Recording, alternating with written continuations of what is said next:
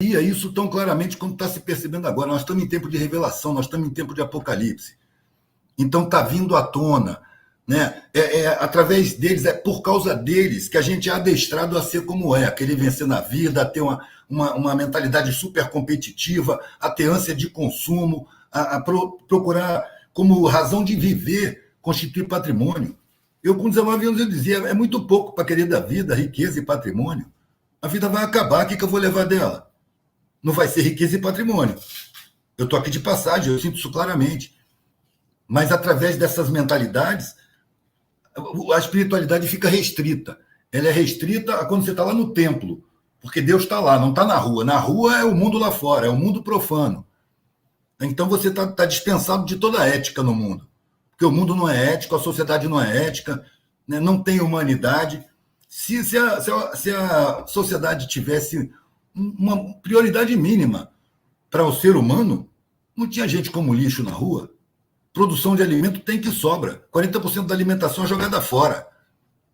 Ter gente com fome é inadmissível, é desumano, é vergonhoso. Ter gente desabrigada é vergonhoso.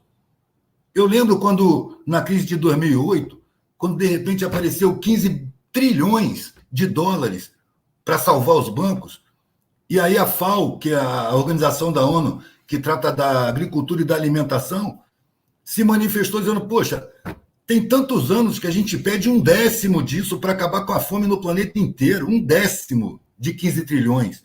1,5 trilhão. Acabaria com a fome no planeta inteiro, inclusive a África. E eles sempre dizem, não tem dinheiro. Não tem dinheiro. Para banco, tem. Eu lembro aqui no Brasil, pouco tempo atrás, lá no primeiro ano da pandemia, a discussão acirrada que foi o auxílio que o governo tinha que dar. Uma discussão que não terminava nunca, se era 200, se era 400, se era 600. De repente, em 2 dias, se votou uma lei e se passou, acho que 1,6 trilhão para os banqueiros nacionais, sem tanta discussão, em 2 dias. Isso é para a gente perceber quem manda, que está acima do governo. Qualquer candidato à presidência tem que fechar com os banqueiros primeiro e tem que se submeter aos ditames deles. Senão não vai ser eleito, porque eles têm a mídia. Eles têm todo o poder, é deles.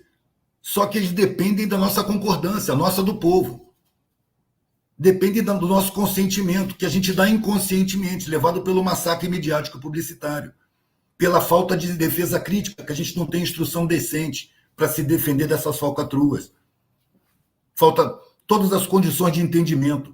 As comunicações, aonde estão? Na mão de grandes empresas, que estão submetidas aos bancos, Globo, SBT, toda a mídia comercial é submetida aos bancos. E distorcem a realidade, fabricam mentalidades, botam uns contra os outros, sutilmente, com todo amor, sorrindo com todos os dentes na boca, enganando a população, fazendo a população ter uma vida sem sentido. Porque não faz sentido você passar a vida inteira pagando carnê, não faz sentido você passar a vida inteira juntando patrimônio, coisas, porque isso não satisfaz. É só observar de perto uma pessoa que tem demais, dessas pessoas convencionais. Todas são doentes, todas têm que tomar remédio. É antidepressivo, porque isso não faz sentido. Quantas vezes eu peguei carona com magnata?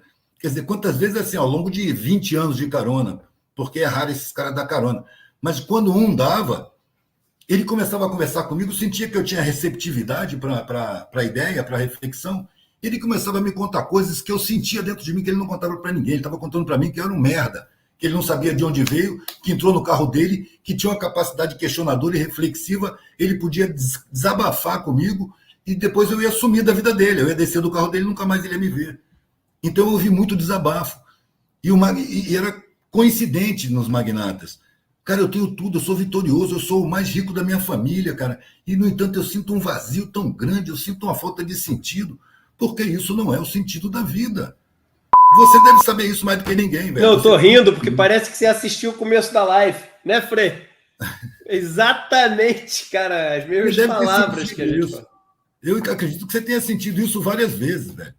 E aí, num certo ponto da sua vida, você começou a ampliar seu olhar para outras realidades que você não via, não considerava. E falou, peraí, tem gente no mundo, tem humanidade, tem formas de viver que não é atrás de grana, mas é muito melhor viver assim. E aí você passou de banqueiro a companheiro, como diz o livro, né? do começo novamente para ele, foi uma coisa que me marcou muito no começo do ano.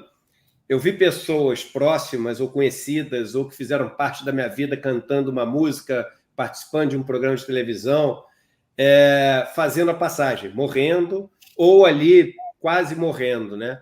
E eu me perguntei muito, sabe, nesse período, eu falei, cara, é impressionante como a gente nasce tendo a certeza de que vai morrer e cada vez está menos preparado, né? Em vez de cada vez estar mais preparado. Cada vez vai ficando mais doloroso, mais dolorido a gente morrer. E isso é inevitável associar isso a esse apego, né? Que é o que você estava falando agora, né?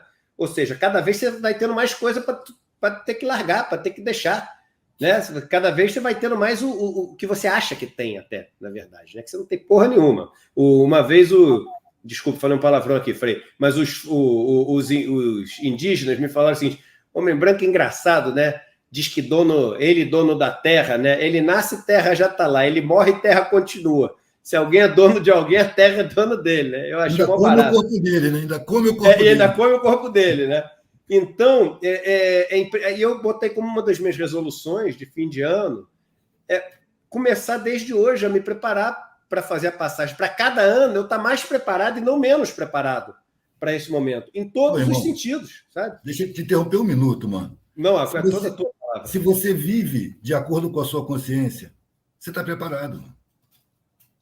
Você vive de acordo com a sua consciência, alimenta bons sentimentos, não se vinga, não cobiça, é sincero, causa o bem. Você está tranquilo, mano. Está preparado. Não precisa nem pensar nisso. Na hora que a porta abrir, você já está caindo dentro e amarradão. Vai ter um monte de gente boa te esperando. Porque você não fez ligações ruins. Agora, se quando você passa, você tem um monte de ódio, você prejudicou um monte de gente, você vai ter uma galera ruim te esperando, velho. Sacou? Fico pensando assim, como é que um assassino não pensa nisso, mano? Ele vai matando as pessoas e as pessoas vão passando pro outro lado. Quando ele passar, ele vai chegar novato e todo mundo que ele matou é veterano. Tá pronto para pegar ele. Já conhece o ambiente, sabe todos os jogos e ele vai chegar lá, mano. E eu fico pensando nesses caras também que prejudicam milhões e milhões e milhões. Eu tenho notícias espiríticas, vamos dizer assim, que essa galera está sendo transferida aqui da orbe, que o planeta está se preparando para mudar de vibração. Já está chegando num ponto em que a gente vai ter que estar pronto para entrar em contato com as outras civilizações que tem pelo universo afora.